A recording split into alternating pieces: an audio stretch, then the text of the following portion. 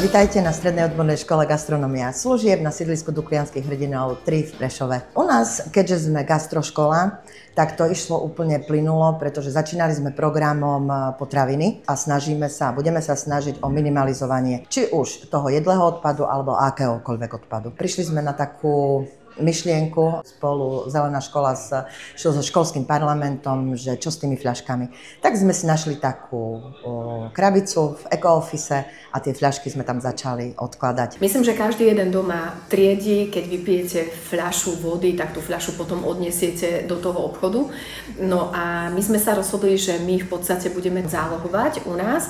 Tie fľaše budú hádzať do nádob, ktoré sú na to určené a tieto finančné prostriedky budeme využívať na to, že budeme ešte viac ekologickejší a vzniknú nám, možno otvoria sa nejaké témy, ktoré viacej budeme ešte vedieť využiť. Ono to tak prišlo vlastne ruka v ruke. My robíme množstvo aktivít, ktoré sa týkajú práve zelenej školy alebo celkovo ekologických tém. Nebol to ani nápad, bola to taká prirodzená cesta, ktorú sme urobili. Vy ako škola by ste mali dávať taký ten návod deťom, ako ich učiť. Úvod bol taký, že doma netriedia.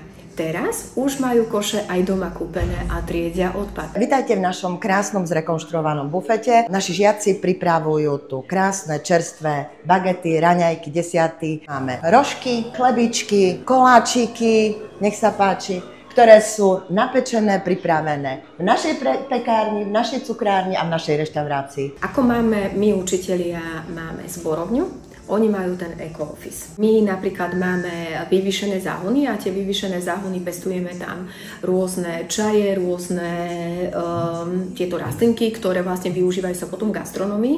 Čiže oni tiež čaje zoberú, vysušia a potom v zime si robia z toho napríklad čaj. My sa snažíme fakt minimalizovať už ten odpad, snažiť sa zdravostravovať, ukazovať im rôzne tie zelené témy, separujeme, teraz budeme zálohovať a ja si myslím, že každá jedna inštitúcia by mala tie myšlienky k zelenej ekonomike dávať do éteru na bežnej báze. Každá jedna aktivita, ktorá prispeje možno do tej kvapky v mori, má nejaký význam. Čiže keď tie deti naučíme aj túto aktivitu, je to v podstate sme inštitúcia vzdelávacia, tak si myslím, že bude to mať nejaký ten prínos. Pre mňa samotnú celkovo zálohovanie rovná sa zníženie odpadu a čisté prostredie. Takže ja by som asi odkázala všetkým školám, nech sa neboja, nech idú do toho.